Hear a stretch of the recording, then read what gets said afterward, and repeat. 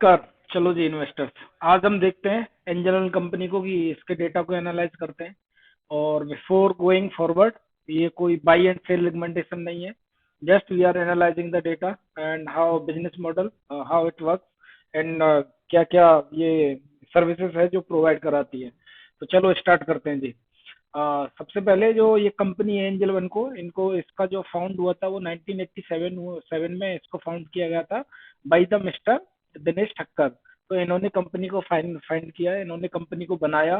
तो जैसे जैसे साल गुजरे तो एंजल ब्रोकिंग बिकम्स जो largest broker of the India बन गया। तो इन्होंने 1987 से लेकर के अब तक this is the largest broker of India है अभी आज के केस में। कंपनी ने अपने आप को रिब्रांड किया है from Angel broking to Angel One. So Angel One इसका मतलब है कि single platform to that provide one stop solution for the wealth creation. उनके क्लाइंट के लिए कि भाई आपको ब्रोकिंग स्टॉक में इन्वेस्ट करना है यहीं से इनके प्लेटफॉर्म से करो, म्यूचुअल फंड में करना है तो इनके प्लेटफॉर्म से करो। यदि आपको कोई सर्विसेज इनकी लेनी है लेंडिंग रिलेटेड तो ये प्रोवाइड कराते हैं। तो इन्होंने इस प्रकार से एंजल वन ने अपने आप को डाइवर्सिफाइड किया है बाई द इस फाइनेंशियल सेक्टर के अंदर। तो ये इन्होंने दोबारा से रीब्रांडिंग करना स्टार्ट किया है अपनी कंपनी की। इनका जो क्लाइंट बेस है वो मोस्टली रिटेल रिटेल इन्वेस्टर्स हैं नेचर। जो इनका no exposure to the institutional client के लिए इनका एक्सपोजर नहीं है इंस्टीट्यूशनल के लिए। तो कंपनी जो प्राइमरी एंगेज है, जो बिजनेस जो कंपनी का मेन बिजनेस है वो है stocks business of stocks, commodity, currency broking, institutional broking, providing margin trading facility, depository services, distribution of mutual fund, lending as NBFC and corporate agents of the insurance company. तो ये company का main business है, in business में company काम करती है। यदि company की फाइनेंशियल प्रोडक्ट की सर्विस ऑफरिंग देखते हैं तो इंक्लूडिंग ब्रोकरिंग सर्विस, जो फाइनेंशियल प्रोडक्ट प्रोवाइड कराती है, research services, investment advisory and margin trading trading facility, loan against the share, distribution of third party financial product and the investor education. ये company जो services provide कराती है। यदि हम इनके थर्ड पार्टी प्रोडक्ट की बात करें तो जो थर्ड पार्टी प्रोडक्ट इनके साथ में जो कोलेबोरेशन है या पार्टनरशिप है वो edge vested, small cap, case, sensible, streak, पीको और मार्केट मोजो। तो ये जो थर्ड पार्टी प्रोडक्ट हैं इनके साथ इनकी कंपनी की एंजल वन की पार्टनरशिप है। यदि हम एक्टिव एनएससी का जो मार्केट शेयर है, एनएससी एक्टिव क्लाइंट्स इम्प्रूव, जो कि इनका पिछले Q2 में 11.2% मार्केट शेयर हो गया था, जो कि 10.10% था प्रीवियस ईयर के 31 मार्च 2022 को। और ये आगे चल के लेटेस्ट डेटा देखेंगे बट ये थोड़ा पुराना डेटा है। तो टोटल नंबर ऑफ क्लाइंट जो इनके थे वो 4.2 मिलियन थे एज ऑफ Q2 23।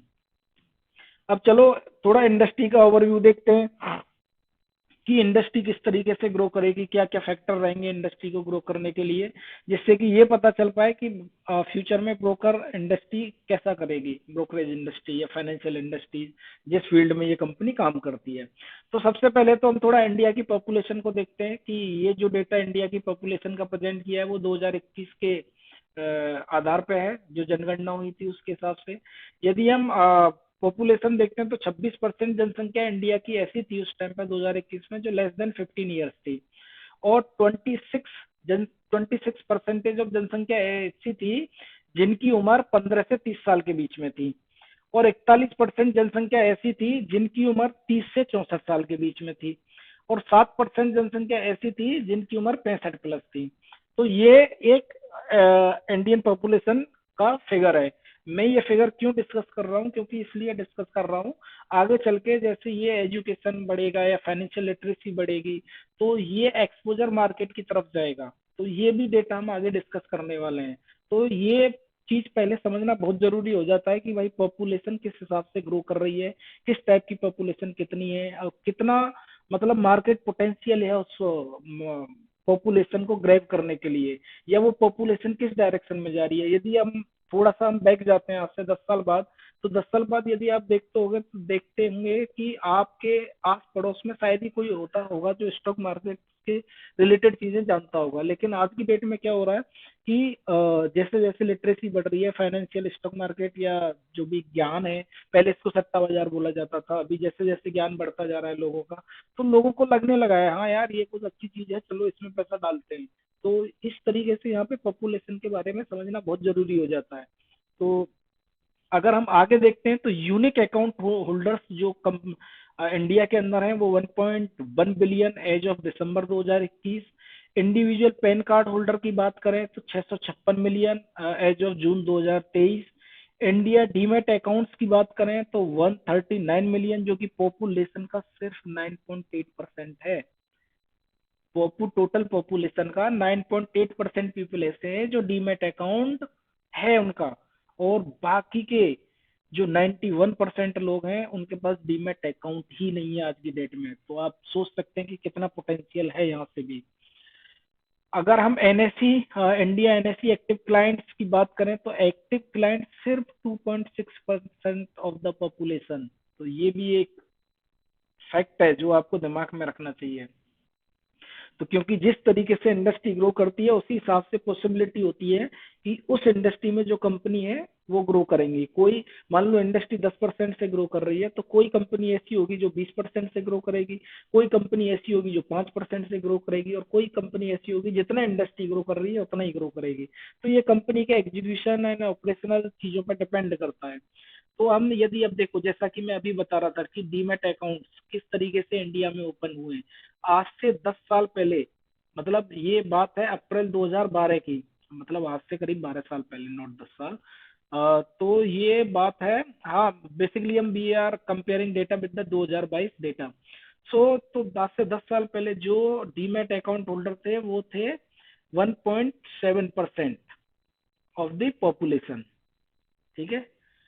अब यदि आज की डेट में देखा जाए 2022 के डेटा के हिसाब से, तो वो नंबर बढ़ के हो गया 9.8% ऑफ द पॉपुलेशन। तो ये एक अच्छा ग्रो किया है। और अभी तो फ्यूचर पोटेंशियल जैसे जैसे मतलब एजुकेशन आएगी, फाइनेंशियल लिटरेसी बढ़ेगी, तो जो वो ये नंबर और भी ज्यादा जाएगा। अभी हम और पीयर कंपैरिजन करेंगे with the other countries data. तो rising share investing on the NSE beyond the 5 states. तो ये यहाँ पे कुछ 5 स्टेट जो कि हरे कलर में, वो 5 स्टेट का डेटा है कि कितना और बाकी का जो रेस्ट ऑफ इंडिया है कि एनएसई ये कह रहा है rising share investor on the, जो कि शेयर मतलब जो इन्वेस्टर है वो 5%, मतलब 5 स्टेट में, स्टेट के नाम तो यहाँ पे नहीं है बट ये बता रहा है कि भाई कौन कौन से कितना डेटा बढ़ रहा है। तो ये वो ग्राफ दर्शा रहा है यहाँ पे। अब देखते हैं पीयर कंपैरिजन। जैसे कि इंडिया मार्च में जो है वो इतना 8.1। तो यहाँ पे पीयर जो टर्म है वो परसेंटेज में है कि पेनिटेशन कितना है। और चाइना में वो 15% है, जो कि still 1.58 growth in the medium term to long term. और ये यूएसए का डेटा है। ये देखो कितने जो वहाँ की जो जनसंख्या है वो कितनी परसेंट जनसंख्या है जो उसके मार्केट में इन्वेस्ट करती है। तो this is the potential we are talking about. So यहाँ पे भी ये ऐसा हो सकता है अगर लिटरेसी सही अच्छे से बढ़े। तो दूसरा डेटा है फाइनेंशियल लिटरेसी और जो पैसा। अब और भी फैक्ट देखते हैं कि किस तरीके से इंडस्ट्री ग्रो करने वाली है स्टॉक मार्केट की। नंबर ऑफ सपोर्टिंग ट्रेंड क्या क्या हो सकते हैं। जो नंबर ऑफ सपोर्टिंग ट्रेंड है, पहला तो ये है कि भाई जो इंडियन हाउस होल्ड वो है 2030 तक वो डबल करने की बात है। दूसरा जो डेमोग्राफिक डिविडेंड है कि भैया 28 जो 28 साल है वो मीडियन एज है इंडिया में। तीसरा डिजिटल इंफ्रास्ट्रक्चर। तो पहले क्या था कि जो पहले ब्रोकरेज मतलब शेयर मार्केट में आने के लिए या शेयर खरीदने के लिए बड़ा ही लंबा प्रोसेस था कि आपको फिजिकली जाना है, किसी को ढूंढना है, जब आप मतलब आपको बिग सिटीज में जाना है। आज की डेट में ऐसा नहीं है, इजीली अवेलेबल है। ऑनलाइन ओपन करो अकाउंट और अपना पैसा डालो और शेयर मार्केट की मतलब किसी कंपनी को पढ़ो, रिसर्च करो और start investing. It's so easy. तो ये भी एक फैक्टर है कि कंपनी मतलब हर किसी को इजी टू रीच है। दूसरा, जैसे कि अभी जो प्रेजेंट में पर कैपिटा इनकम है वो इतने डॉलर है, 2278। डॉलर, सो कि 2030 तक इसको मतलब बात मोदी गवर्नमेंट बात कर रही है कि इसे 5242 तक इसको डबल करने की बात चल रही है। तो rise of the Indian retail investor, 8.1% demat penetration है, तो ये भी एक फैक्टर है। तो ये भी बढ़ेगा। क्यों बढ़ेगा ये? Financial literacy plus easy to reach of the brokerage, easy to reach to open the demat account, ये है एक जो rapidly growing NSC active client base है। तो यहाँ पे ये देखो आप, ये ग्रो देखो यहाँ से 17 से लेकर के अभी इतना, तो ये भी एक अच्छा ग्राफ दिखा रहा है कि भाई किस तरीके से इंडस्ट्री ग्रो कर रही है। तो ये भी आगे चल के मुझे नहीं लगता है कि मतलब इंडस्ट्री कुछ प्रॉब्लम में आएगी। तो जैसे जैसे चीजें बढ़ेंगी आगे, इंडिया को विकसित होना है, तो ये सारी चीजें होनी ही होनी है, तो इसमें कोई दो राय नहीं है। तो अगर हम देखें तो भाई राइजिंग और वो क्या क्या फैक्टर हैं कि भाई इस इंडस्ट्री को कौन कौन से फैक्टर हैं जो ड्राइव करेंगे। राइजिंग इन्वेस्टर पार्टिसिपेशन, तो इन्वेस्टर का पार्टिसिपेटिंग दिन हर दिन मतलब बढ़ ही रहा है इन द कैपिटल मार्केट। जैसे कि जैसे जैसे इनकम बढ़ रही है, तो या फाइनेंशियल लिटरेसी बढ़ रही है, तो या और जो हमारे जो ट्रेडिंग प्लेटफॉर्म है, ऑनलाइन अवेलेबिलिटी है इनकी, तो ये क्या कर रहे हैं आज की डेट में? अपने जो ट्रेडिशन था, कि ट्रेडिशन क्या था कि भाई पहले पैसा आया उसकी एफडी कर दो, या कहीं और घर में ही रखे रहो, मतलब शेयर मार्केट में नहीं डालने का, स्टॉक मार्केट में नहीं डालने का। रीजन इज कि भाई इसको सट्टा बाजार बोला जाता है, बस पैसा डालोगे खत्म हो जाएगा। तो ये एक फैक्ट, मतलब फैक्ट क्या है, इमेज बनी हुई थी। तो अब जैसे जैसे ये सारी चीजें बढ़ रही हैं, तो इन्वेस्टर पार्टिसिपेशन बढ़ रहा है, तो ये भी एक अच्छा फैक्ट है। टेक्नोलॉजिकल एडवांसमेंट, तो जो जैसे टेक्नोलॉजी है ना, जो टेक्नोलॉजी ने जो ब्रोकिंग इंडस्ट्री है उसको पूरे तरीके से ट्रांसफॉर्म कर दिया है। जैसे कि enabling broker to offer online mobile trading platform, algorithm trading, research tool, ऐसी ऐसी बहुत सारी वैल्यू एडेड सर्विसेज जो ये ब्रोकर्स प्रोवाइड करने लग गए हैं। तो इन्वेस्टर को ये इजी हो जाता है टू मेक द डिसीजन कि भाई इसमें क्या करना चाहिए अपने को। और जैसे हम अब बात करते हैं कि भाई ये सारी चीजें तो हो रहे हैं इंडिया के अंदर, जैसे फाइनेंशियल लिटरेसी चल रही है और टेक्नोलॉजिकल एडवांसमेंट चल रहा है, ब्रोकर रीच अच्छी है कि भाई अच्छे से अकाउंट ओपन हो रहे हैं, डीमेट हो रहे हैं, लेकिन इनको रेगुलेशन भी तो चाहिए ना कोई, क्योंकि जब तक रेगुलेशन नहीं होगा तो भाई इसको ये पता कैसे पड़ेगा कि ये सही है, तो लोगों का ट्रस्ट कैसे आएगा? तो इसके लिए SEBI, SEBI in the picture. तो सेबी जो कि securities and exchange board of India, से भी पिक्चर में आया, सिग्निफिकेंट रोल किया है इस इंडस्ट्री को ग्रो कराने के लिए, सेव कराने के लिए ब्रोकिंग इंडस्ट्री को। तो इसमें क्या है कि इन्होंने डायरेक्ट मार्केट एक्सेस का सिस्टम अलाउ किया है, मार्जिन ट्रेडिंग के रेगुलेशंस बनाए हैं, रिस्क मैनेजमेंट नॉर्म्स फॉर्म किए हैं, इन्वेस्टर प्रोटेक्शन इनिशिएटिव चलाया है, इन्वेस्टर को एजुकेट करने के लिए से एक फंड प्रोवाइड कराती है। तो ये जिससे कि एक ट्रांसपेरेंट मार्केट इकोसिस्टम बने, जिससे कि लोगों का ट्रस्ट हो उस मार्केट के ऊपर कि भाई हाँ, ये कुछ तो है जो अच्छी चीज है जिसके लिए हमें जाना चाहिए। तो ये भी एक बहुत बड़ा रेगुलेटरी रिफॉर्म जो कि सेबी ने इन्वेस्टर को ट्रस्ट बिल्ड करने के लिए बहुत ही अच्छा काम किया है। अब थोड़ा देखते हैं कि भाई diversification of the product offering, जो ब्रोकरेज इंडस्ट्री है वो अपने आप को डाइवर्सिफाइड करती हैं। For example beyond the equities to include like derivative है, कोमोडिटीज हैं, करेंसीज हैं, म्यूचुअल फंड है, इंश्योरेंस है, और other investment product. They are not strict to the one, like just we are doing a brokerage, so they are not strict on that one also. So that is also playing a big role in the those companies are working on the brokerage industry. Why I am saying this? क्योंकि जब आप डाइवर्सिफिकेट product की बात करते हो तो आपके पास data तो है ही, क्योंकि आपने अकाउंट तो खोल ही दिया है, आपको उसके पास में डेटा है, तो उससे क्या नीड है आप इजीली एआई एमएल का यूज करके इजीली उसकी रिक्वायरमेंट पता कर सकते हैं और उससे वो चीजें ऑफर कर सकते हैं if needed. Increasing competition and consolidation, तो अब जैसे कि ये भी एक बहुत बड़ा है, क्यों बहुत बड़ा फैक्ट है कि जैसे आपने जैसे और भी बहुत सारी कंपनीज हैं जो इस सेक्टर में काम करती हैं, लाइक जरोदाज है, जरोदा है, ग्रो है, मतलब बहुत सारी हैं। तो ये कंपटीशन बहुत ज्यादा इंक्रीज हुआ है, तो इससे क्या होता है, जब कंपटीशन इंक्रीज होता है तो ये क्या करता है, एक इनोवेशन लेके आता है कि भाई मैं ये इनोवेशन लेके आया हूँ, मेरे अंदर ये यूनिसिटी है, ये यूनिक चीज है मेरे अंदर, आप इसको यूज करिए। लेकिन साथ साथ में ये प्राइसिंग प्रेशर भी लेके आता है कंपटीशन, कि भाई मैं 0.3 पैसा चार्ज कर रहा हूँ इंट्रा डे के लिए, मैं भाई 0.03 पैसे चार्ज कर रहा हूँ, तो ये एक प्राइसिंग प्रेशर भी लेके आता है, जो कि कंसोलिडेशन, जो कि ये इस इंडस्ट्री के अंदर कंसोलिडेशन है। अब चाहे इसमें लार्जर प्लेयर भी हैं, जैसे कि इसका कौन नहीं है, एचडीएफसी, एसबीआई, हर कोई तो है जो इस कंपनी में, मतलब इस इंडस्ट्री में काम करता है। तो ये भी एक अच्छी चीज है, जहाँ कंपटीशन तो होना ही चाहिए मार्केट के अंदर, जिससे कि फिर वो चीजें कुछ अच्छी निकल के आती हैं। Growing financialisation of the saving, तो जैसे जैसे, जैसे मैं अभी थोड़ी देर पहले बात कर रहा था, जैसे जैसे सेविंग बढ़ेंगी तो हमारा ट्रेडिशनल सिस्टम से निकल के भाई बैंक में डाल दो, पहले तो बैंक में भी नहीं डालते थे लोग बाग, घर में ही रखे रहते थे पैसों को। तो अगर जिसके पास पैसा होता कोई घर में ही रखता, कोई अब जब से डिमोनेटाइजेशन हुआ तो बैंक में भी पैसे जाने लग गए। नहीं तो ये भी एक फैक्ट था, जो कि अननोन फैक्ट है हर किसी के लिए। तो अब वो जो फाइनेंशियलाइजेशन हो रहा है, जैसे कि जिस किसी के पास में यदि पैसा हो रहा है, तो वो क्या कर रहा है आज की डेट में, आज की डेट में एसआईपी लगा रहा है, डायरेक्ट स्टॉक में इन्वेस्ट कर रहा है, म्यूचुअल फंड खरीद रहा है, तो जैसे अदर सिक्योरिटीज चीजें ले रहा है। मतलब ये कोई आज का जो युवा है वो not aspirated to the like FD return, like bank में पैसा जमा कर दो 7% रिटर्न, या तो ये होगा या तो ये होगा, इस तरीके से वो चल रहा है। तो ये भी एक फैक्टर है जो कि ग्रोइंग चीजों के लिए ये भी सही चीज है। अब थोड़ा ये था हमारा, अब तक हमने इंडस्ट्री ओवरव्यू के बारे में जाना था कि भाई इंडस्ट्री किस डायरेक्शन में जा रही है। अब थोड़ा सा हम कंपनी का बिजनेस हिस्ट्री के बारे में पता करते हैं, लेकिन अगेन ये कोई बाई एंड सेल रिकमेंडेशन नहीं है, just we are trying to understand कि मतलब किस तरीके से चीजें चल रही हैं, बस इतना ही है। अब बिजनेस देखते हैं, तो बिजनेस में क्या क्या ऑफर करता है एंजल वन। तो जैसे कि इंश्योरेंस प्रोडक्ट है, म्यूचुअल फंड है, इक्विटीज में कमोडिटीज, करेंसी, लैंडिंग प्रोडक्ट्स हैं, फिक्स्ड इनकम है। इनके चैनल कौन से हैं, अदर डिजिटल प्लेटफॉर्म्स हैं, पॉइंट ऑफ सेल्स पर्सन है इनके, म्यूचुअल फंड डिस्ट्रीब्यूटर्स हैं इनके चैनल में, लैंडिंग डीएस एंड एपीज।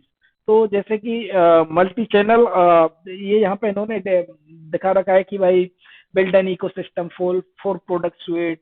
तो ये डिफरेंट डिफरेंट जो सर्विसेज प्रोवाइड करती है कंपनी, ये उनकी बात हो रही है। और किस किसके थ्रू ये सर्विसेज जाती हैं, कोई तो डायरेक्ट एक्सेस होता है, कहीं म्यूचुअल डिस्ट्रीब्यूटर के थ्रू जाती हैं, कहीं कोई इनका सेल्स पर्सन होता है उसके थ्रू जाती हैं, कहीं किसी के रेफरेंस से जाती है। तो ये इस तरीके से ये यहाँ पे इसका बिजनेस डिफाइन करता है। तो यदि हम इंसान जैसे कि बिजनेस मॉडल की बात करें, तो मेन बिजनेस मॉडल इनका ब्रोकरेज का है। तो ब्रोकरेज की बात करें तो जैसे कोई भी शेयर आपने खरीदा, मान लो 100 रुपए का शेयर खरीदा, तो मान लो इनका जो ब्रोकरेज है वो फॉर एग्जांपल इंट्राडे के लिए 0.03 पैसा है। तो आपने 100 रुपए में 100 रुपए का 0.03 पैसा ये चार्ज करेंगे। तो ये इनकी इनकम हुई।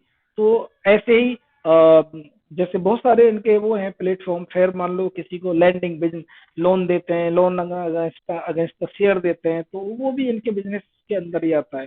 तो इस तरीके से ये पैसा कमाते हैं। अब हम इनके जो कंपनी में यूनिक एसआईपी जो रजिस्टर्ड हुई है वो कितनी हुई है, 955 मल्टीप्लाई बाई 100। तो ये इनकी Q3 24 में इनकी यूनिक एसआईपी रजिस्टर्ड हुई है। तो कितना हो गया, करीब करीब 9,55,000 एसआईपी यूनिकली रजिस्टर्ड हुई है इनकी Q3 24 में। जो कि इन्होंने कुछ कुछ चीजें और करी हैं, जो M N two player incremental of the SIP second number पे है ये इंक्रीमेंटल एसआईपी में। और improve client base of the NPS, NPS का भी इन्होंने क्लाइंट बेस इम्प्रूव किया है। SIP mandate through the UPI इन्होंने ये लाइव कर दिया है। Improve discoverability of the fund home page landing higher conversion. तो जैसे कि ये मतलब ये कह रहा है कि जो होम पेज है उसके थ्रू ही आप म्यूचुअल फंड आराम से ढूंढ सकते हैं। तो जो कि फिर इससे क्या हुआ है कि इनका जो कन्वर्जन रेट है वो हाई हो गया है क्लाइंट पे। जीरो मार्केटिंग स्पेंड, मार्केटिंग पर जीरो पैसे स्पेंड कर रहे हैं ये। तो की ड्राइवर्स जो इनके हैं वो experience that provide client with speed and stability, इनका जो प्लेटफॉर्म है उसकी बात कर रहे हैं कि भाई हम ये क्लेम कर रहे हैं कि हमारा जो प्लेटफॉर्म है स्टेबल एंड स्पीड है। Intelligence and personalise communication to the client. तो ये सारी चीजें हैं। और इनकी जो बीटा टेस्टिंग चल रही है वो कंज्यूमर क्रेडिट प्रोडक्ट्स की बीटा टेस्टिंग चल रही है अभी। इनिशियल रिव्यू में है जो कि कंज्यूमर ब्यूरो है, फिक्स्ड इनकम प्रोडक्ट। ये जो इनकी बात कर रहे हैं ये वो 2024 फाइनेंशियल ईयर में गो लाइव करने की बात कर रहे हैं। Strategic alliances with lending banks and NBFCs और other highly rated bank FDs, corporate bond, leveraging technology. तो ये सारी चीजें जो बात कर रहे हैं ये 2024 में गो लाइव करने की बात कर रहे हैं इनको। यदि हम share of the top 5 digital broker in the incremental NSC active client base में देखें तो यहाँ पे जो टॉप 5 ब्रोकर हैं वो करीब करीब 65% Q3 24 में शेयर होल्डिंग रखते हैं। अदर जो रखते हैं वो 34% रखते हैं। लेकिन इंडस्ट्री जैसे यहाँ पे दिखाया जा रहा है जो कि डी ग्रो करी है, लेकिन Angel One still growing in the green sign. तो ये भी एक गुड साइन है। अगर हम डिजिटल ये कह रहा है यहाँ पे इन्होंने इंक्रीमेंटल एक्टिव क्लाइंट बेस की बात करी है। तो active clients base of the top 5 digital broker की बात करें एक्टिव क्लाइंट बेस में तो 63% टॉप 5 ब्रोकर क्लाइंट बेस को होल्ड करते हैं, बाकी का अदर करते हैं। तो ये इनका डेटा है। अगर हम और थोड़ा आगे चले तो consistency in acquiring younger clients, तो इन्होंने पिछले 9 मंथ की बात करें फाइनेंशियल 24 की तो इन्होंने 9th मंथ में 49% जो क्लाइंट बनाए थे वो ऐसे थे जिनकी उम्र 25 साल से नीचे की थी, और 51% क्लाइंट ऐसे थे जिनकी उम्र ग्रेटर देन 25 साल थी। तो ये क्यों इम्पोर्टेंट हो जाता है? ये इसलिए का इम्पोर्टेंट हो जाता है, ये multi year revenue generating machine होती है कि मान लो एक बार आपने अकाउंट खुलवा लिया, आप किसी प्लेटफॉर्म के साथ स्ट्रिक्ट हो गए तो आप फिर उसी प्लेटफॉर्म पर जो भी खरीदना बेचना होता है आप उसी से स्ट्रिक्ट हो जाते हो। मतलब दो दो तीन तीन चार चार अकाउंट कोई नहीं रखना चाहता है, एक अकाउंट मैनेज करना तो भारी हो जाता है।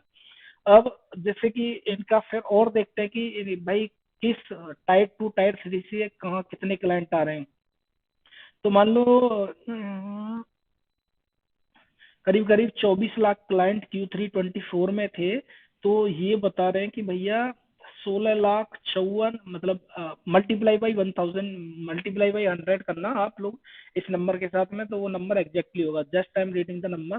तो टायर टायर 3 में जो इनके अकाउंट ओपनिंग थे, इनका जो क्लाइंट है वो 1654 फ्रॉम टाइम 3 से मल्टीप्लाई बाई 100, एंड टायर 2 से 553 मल्टीप्लाई बाई 100, एंड टायर 1 से 254 मल्टीप्लाई बाई 100।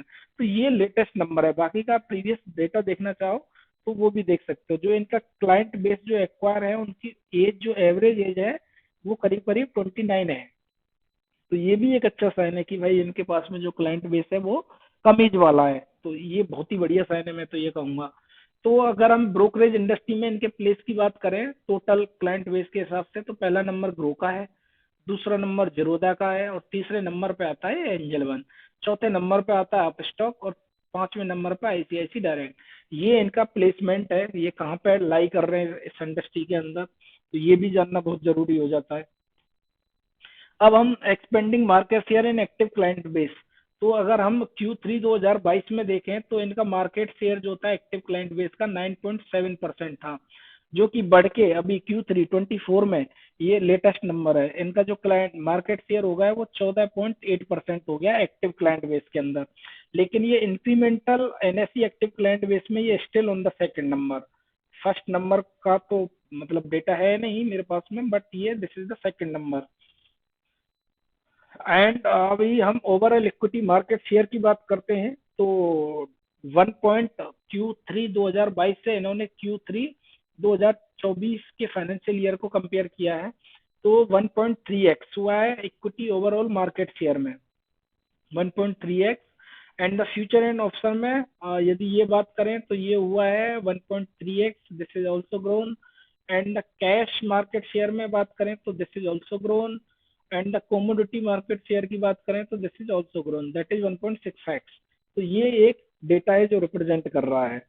अब आगे इनके मैनेजमेंट की बात करें तो दिनेश ठक्कर जी ने इसको कंपनी को बनाया, ये स्टिल कंपनी में काम करते हैं as chairman and managing director. करीब करीब इनको 3 दशक का एक्सपीरियंस है। और ये मुरलीधरन है इंडिपेंडेंट डायरेक्टर हैं, माला जी हैं जो ये भी इंडिपेंडेंट डायरेक्टर हैं। बाकी ये मैनेजमेंट है, उनकी एजुकेशन, उनका एक्सपीरियंस, उन्होंने कहाँ काम किया है, कैसे कैसे काम करते हैं, क्या क्या करते हैं, ये सब मैनेजमेंट के बारे में है। You can pause the video and read it out.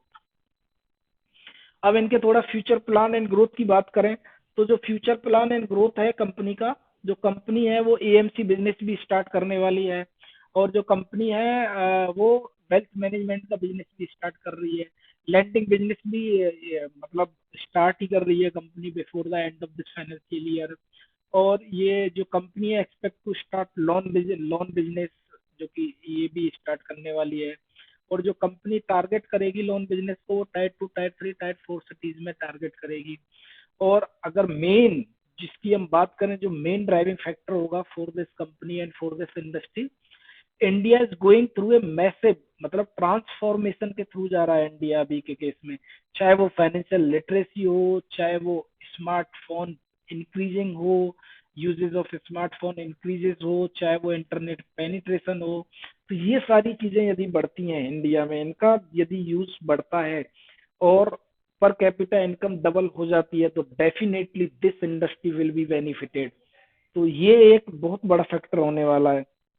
अब जैसे कि इंडियंस, जो सेविंग इंडस्ट्री है, जो मतलब लाइक पहले विदेशी या गोरे लोग कहते थे India is not a like, India is a saving country not a investor.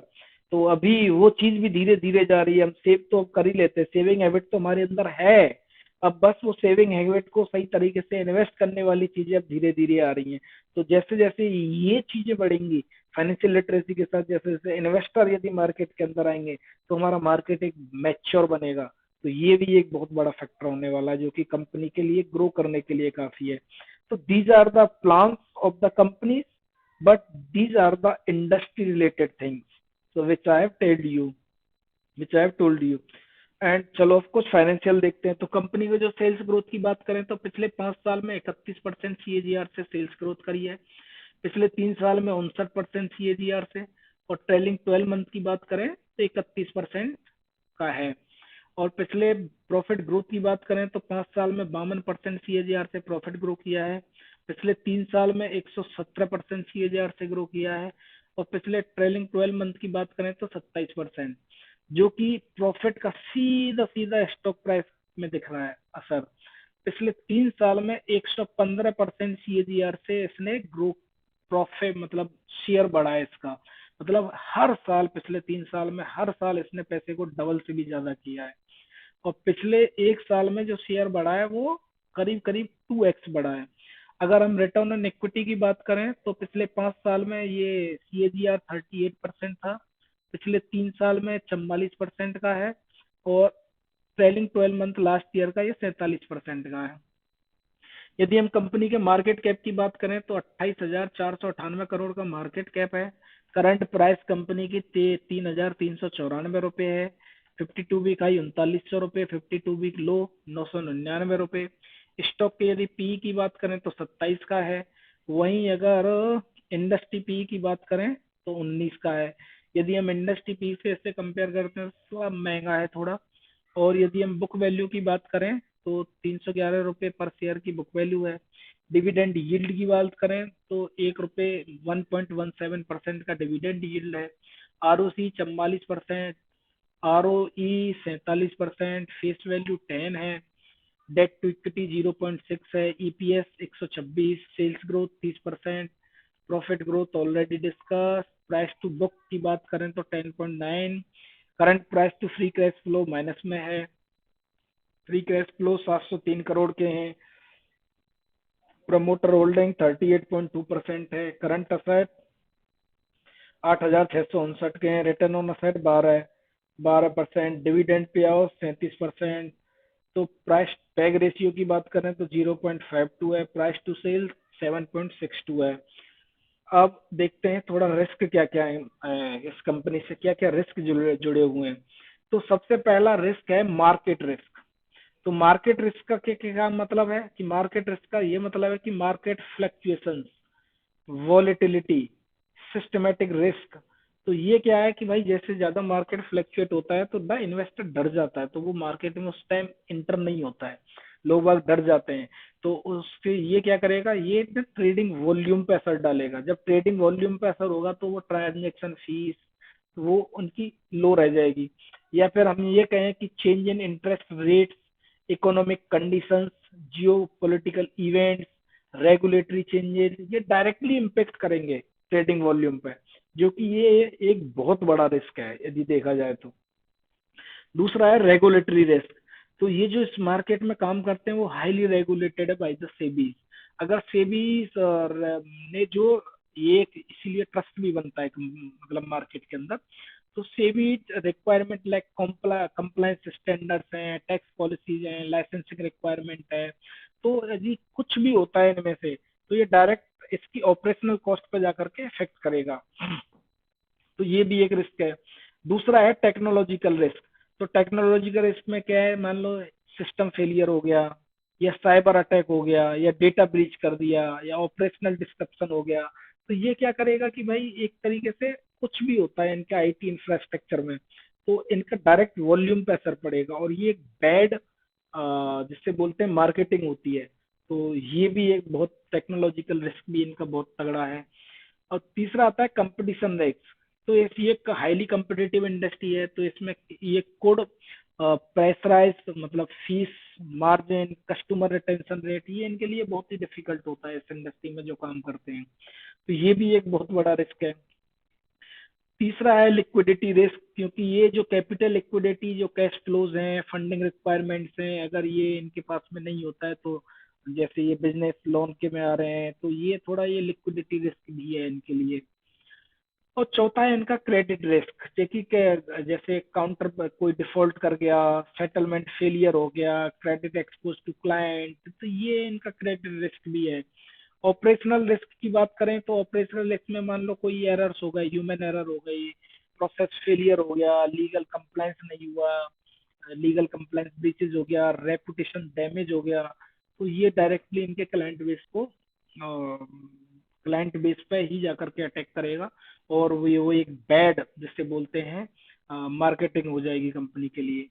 और तीसरा रेपुटेशनल रिस्क, रेपुटेशनल जैसे कि ट्रस्ट है, क्रेडिबिलिटी ऑफ द क्लाइंट है, रेपुटेशन है जो कंपनी की इन द मार्केट, यदि कुछ भी नेगेटिव पब्लिसिटी होती है तो वो कस्टमर कंप्लाइंट्स हो जाएगा, मतलब जैसे नेगेटिव पब्लिसिटी हुई कुछ भी, या कस्टमर ने कंप्लेन की, किसी ने रेगुलेटरी सैंक्शन हुए, अनएथिकल बिहेवियर हुआ, तो जो कंपनी की जो रेपुटेशन है वो डैमेज हो सकती है।